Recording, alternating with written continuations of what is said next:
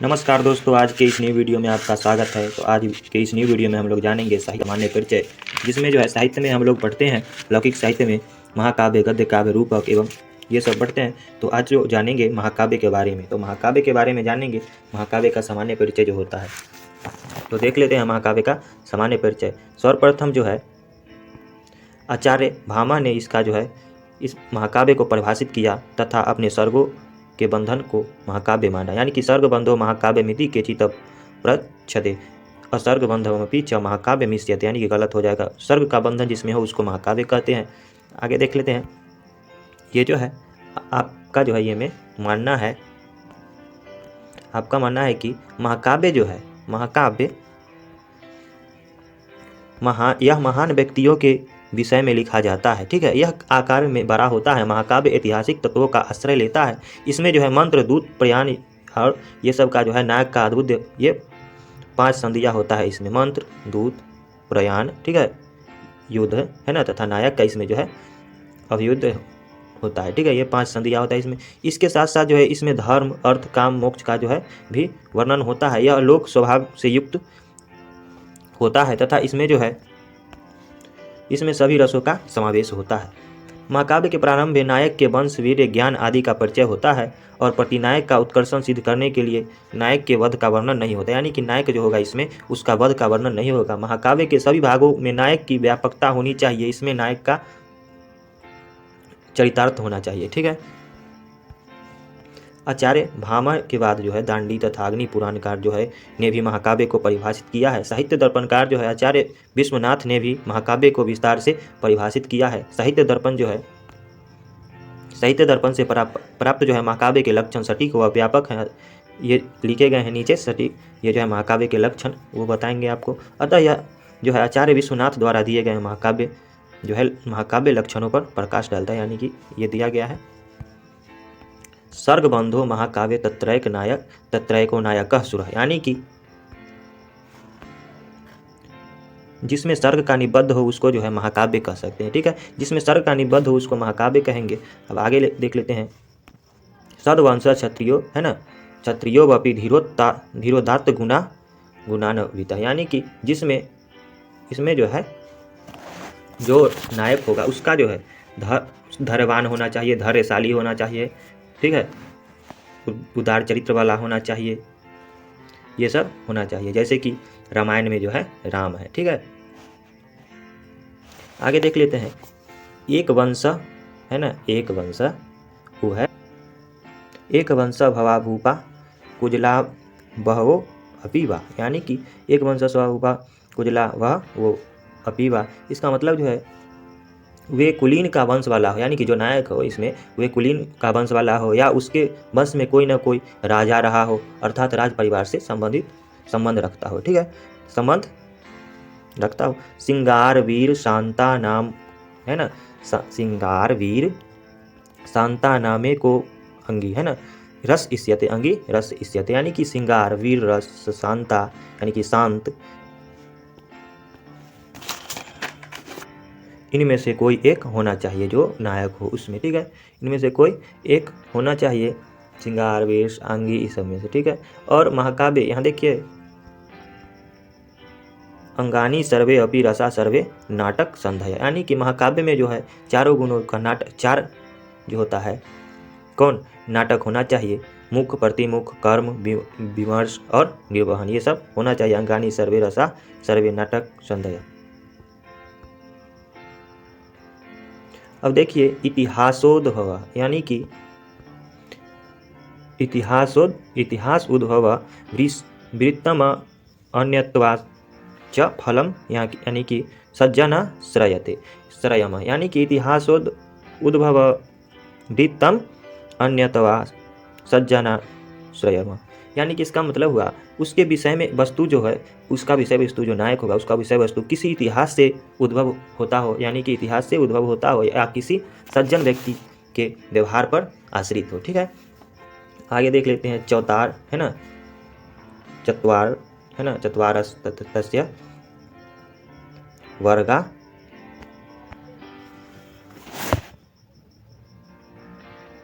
सुतेषु एकम च फलम भवते, यानी कि चत्वार तस्य वर्गा सुतेषु एकम च फलम भवते। इसका मतलब जो हुआ 4 वर्ग धर्म अर्थ काम मोक्ष, यानी कि 4 वर्ग धर्म अर्थ काम मोक्ष में से कोई एक जो है वर्ग की फल प्राप्ति जो है उस नायक का मुख्य उद्देश्य होना चाहिए। ठीक है, आगे देख लेता है। अदौ नमस्क्रिया शिरवा वस्तु निर्देश एकवा, यानी कि इसमें जो है अदौ यानी कि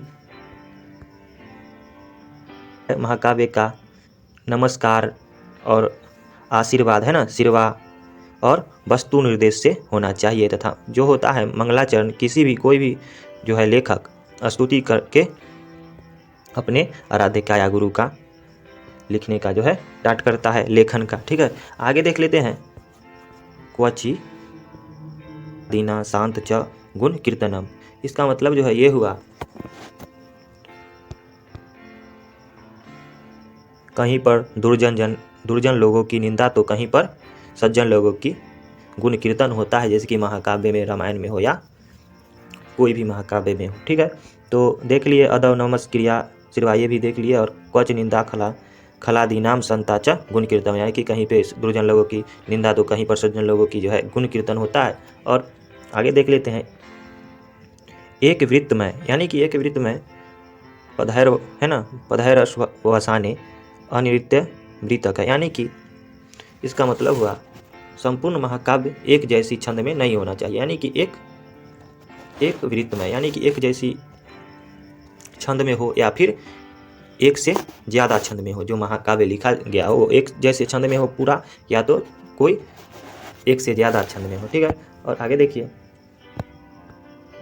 न अस्ति अल्प और न अस्ति दीर्घा सर्गा अष्टाधिकाई, यानी कि इसका जो है महाकाव्य का सर्ग न तो ज़्यादा छोटा हो और न ज़्यादा बड़ा हो, और महाकाव्य में जो है 8 सर्ग, यानी कि अष्टाधिका, अधिक से अधिक 8 सर्ग माने कि होना चाहिए महाकाव्य में। ठीक है, ये इससे अधिक होना चाहिए। अब आगे देख लेते हैं। नाना वृत्तमय क्वापि सर्ग कश्चन है ना, कश्चन दृश्यते, यानी कि अनेक सर्गों में जो है बंधा हुआ सर्ग कहीं कहीं दिखाई देता है। सर्गान्ते भावी सर्गस्य कथाया सूचनम भवते, यानी कि सर्ग के अंत में जो है अगले सर्ग आने वाली जो है सर्ग की सूचना पहले वाले सर्ग के अंतिम सर्ग में होना चाहिए, यानी कि जो लिखा जाएगा सर्ग अंत में अगले सर्ग में जो है आने वाला सर्ग का सूचना पिछले वाला सर्ग में जो है दे देना पड़ता है। ठीक है, आगे देखिए। संध्या सूर्य है ना, इंदो रजनी प्रदोष, ये सब जो है अधवांत है ना, अवासर है ना, अधवंत अवासर, प्रातः और मध्य हन में मिल गया शैल तू है ना, यहाँ पे वन सागर, संभोग, विप्रलंबा और मुनि, स्वर्ग, पुराध्वर, ये सब जो है रन, प्रयाण, उपयम, मंत्र, यहाँ पे मंत्र, पुत्र आदि का जो है वर्णन, तथा योग में जो है क्या, तो वर्णनीया यथा योगम है ना, सांगो पांगा अमी इह, यानी कि सांगो पांगा अपने अंश और उप अंश अंगों में जो है के साथ होना चाहिए। ये सब का वर्णन जो होना चाहिए, क्या चीज़, तो संभोग, मुनि, स्वर्ग, ये सब का ऊपर जो बतलाए हैं, परिणाम, उपमय, मंत्र, ये सब का प्रयोग होना चाहिए। आगे देख लेते हैं ये क्या है। तो ये जो है कवि वृतस्य वा नमना नायकस्य इतरस्य वा, यानी कि इसमें जो है कवि की वृत्ति का नाम, जैसे कि हो द्रौपदी, पंचाली, ये सब का कवि की वृत्ति का नाम, गौरी हो गया, ये सब नायक, और जो अन्य होते हैं पात्र उसमें महाकाव्य में, उनका भी जीवन का व्यवहार होना चाहिए, यानी कि जीवन का चरित्र होना चाहिए महाकाव्य में, ठीक है। तो इसका मतलब यही हो गया। ये जो है हो महाकाव्य का लक्षण। इसको हम एक बार हिंदी में समझा देते हैं कैसे कैसे होता है। तो महाकाव्य अर्थात ये जो है महाकाव्य जिसमें सर्ग का जो है निबद्ध होना चाहिए, ठीक है, अर्थात जिसमें सर्गों का निबद्ध हो वह महाकाव्य कहलाता है, ठीक है। इसका नायक जो है देवता, कुलीन, क्षत्रिय, एक ही वंश के अनेक कुलीन राजा होते हैं, यानी कि जो इसमें कुलीन वर्ग के परिवार होते हैं, धीरोदात्त गुण वाला होना चाहिए, से युक्त होना चाहिए, ठीक है। और इसमें जो है श्रृंगार, वीर और शांत रसों में से कोई एक रस होना चाहिए जो नायक हो। अन्य रस अंग रूप जो होता है गौण होते हैं, सब और जो होता है गौण होता है, ठीक है। इसमें नाटक और संधियों का जो है संधिकोण, मुख्य प्रतिमुख्य, गर्व और विमर्श, निर्वहन, ये सब होना चाहिए और विद्यमान रहती है, ठीक है। ये सब आगे देख लेते हैं। इसकी जो है कथा ऐतिहासिक या लोक में प्रसिद्ध सज्जन संबंधनी होती है। धर्म, अर्थ, काम तथा मोक्ष, इन चतुर्वर्ग में से कोई एक उसका फल होना चाहिए, ठीक है। और प्रारंभ में आशीर्वाद, नमस्कार या वर्ण वस्तु का निर्देश होता है, ठीक है। कहीं कहीं खलों की निंदा तथा सज्जनों का जो है गुण वर्णन होता है। इसमें जो है न तो बहुत छोटे और न बहुत बड़े, ये इसका जो है सर्ग होना चाहिए। कम से कम जो है 8 एवं इससे अधिक भी होना चाहिए जो सर्ग होगा, ठीक है।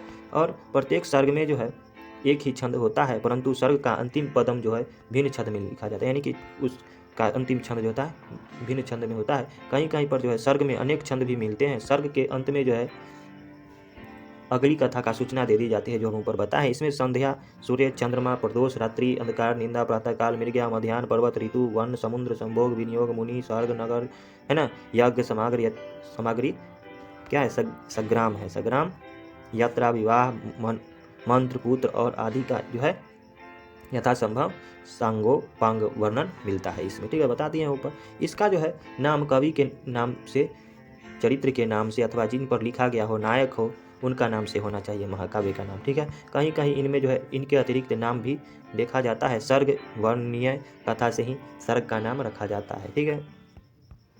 तो देख लेते हैं। ऋषियों के द्वारा प्रणीत काव्यों अर्थात अर्ष काव्यों में सर्गों का नाम अख्यात होता है, जैसे महाभारत, ठीक है। प्राकृतिक काव्यों में जो है सर्गों का नाम जो है आश्वास होता है।